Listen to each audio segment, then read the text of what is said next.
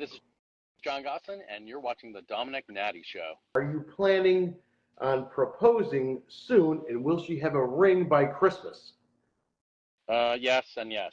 Will she have a ring by Thanksgiving? Yep. Okay. Thanksgiving. So you might be proposing in the next month or so. It might be, yeah. Do you know when you're going to pop the question? I do.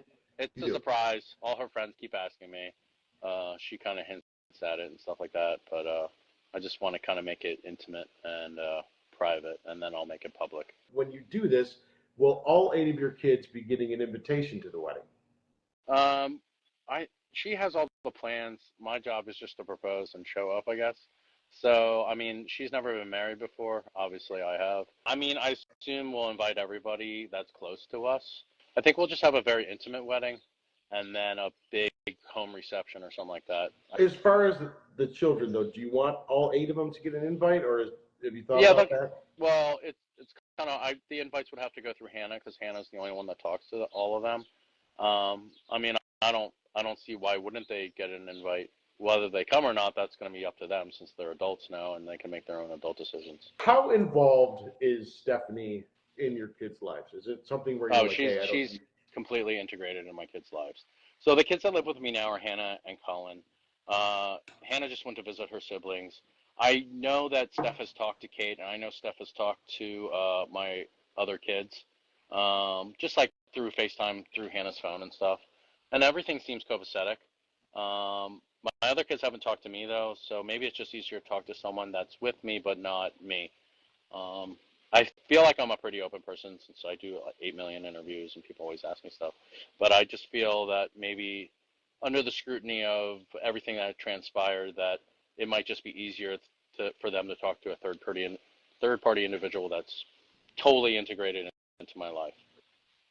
So you're saying that Stephanie and Kate talk? Is that often, or I think they just said hi or something like that, just to be like, hey, I think Kate and Steph just wanted to, hey, I'm with your daughter. Hey, you're with my daughter. So she just, I think Kate sees this as a long-term relationship and a marriage and stuff like that. So maybe she just wanted to know the woman that's influencing her child or children, and I don't know. Maybe she was just concerned, but it happened and transpired. These are things I find out later anyway, so I'm like, it is what it is. So you're saying that the kids that are estranged from you talk to your girlfriend, but not you?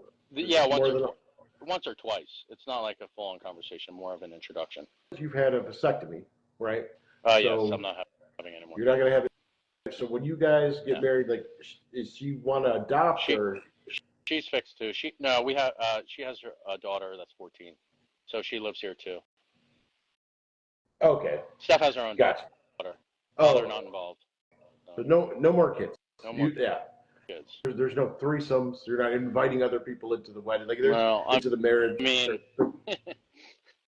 that's pretty detailed, but no, there's no one else has been here in my bed other than Stephanie. Are you open? Do you like threesomes? Is that one of your things or no?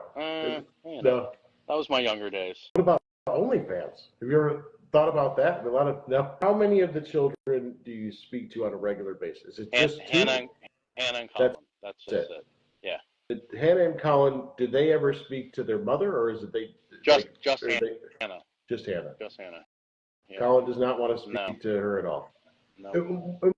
Why do you think that is? Like, do you think that there's too much from the past? I mean, you can read all the press on that one, but that's really up to Colin to make his own decisions and to speak to whoever he wants to speak to about that.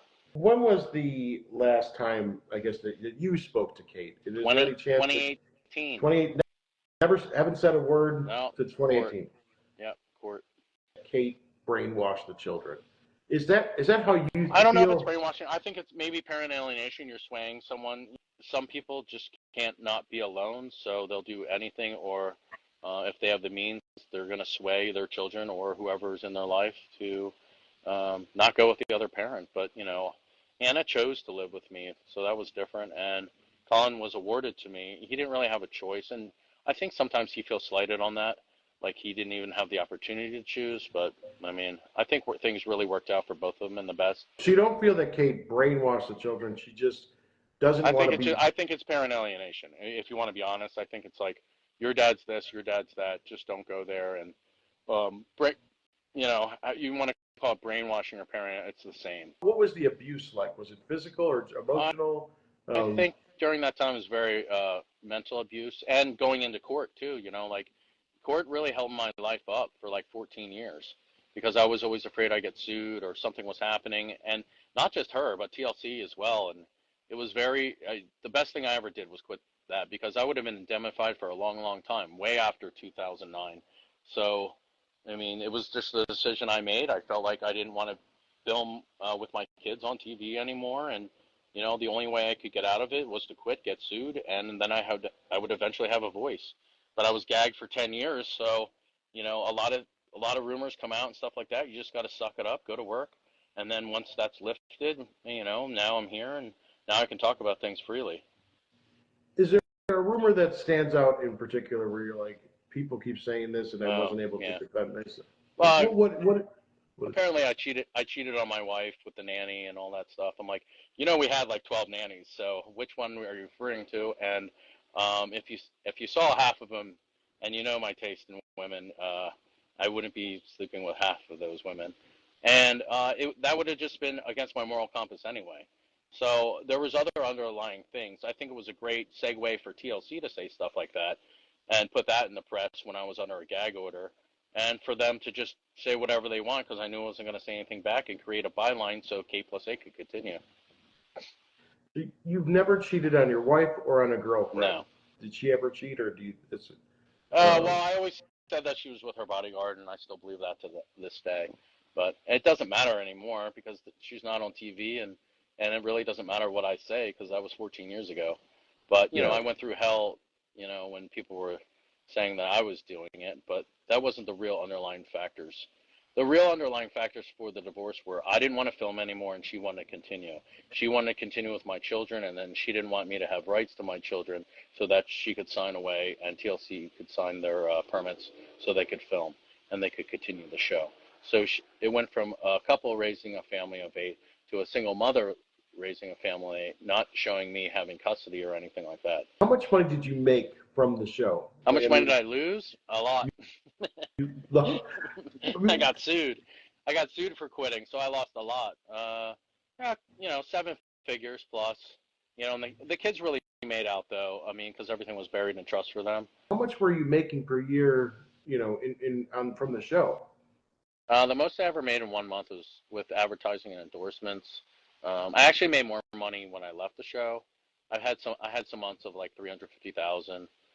That's gross though. I mean, after taxes. I mean, I've had some big tax bills, but as soon as I left the show, I was indemnified. They pretty much stopped me from doing anything in TV or marketing, and then I just went back. I went back to IT and just worked a normal job, making your $70,000 to $120,000 a year with overtime. You were making like millions of dollars a year doing the show, and you said, I don't want to do this anymore. Yeah. It was just too much. And you have to remember, Dominic, there's no other shows. We're the show. Right. My 4th season is Kardashian's 1st season. In the last 15 years, what are some of the things that have been presented to you? Like, hey, we got an idea for a show. What are the pitches been? Oh, back in the day, it was like, well, Dancing with the Stars. I'm like, nope, not gonna wear tights or heels. Sorry, bro. I'm not into DV sequins, any of that stuff. You'll probably much see me in a black T-shirt most of my life. They won a show with Octomon, Nadia Solomon. I was like, nah, I'm not doing that.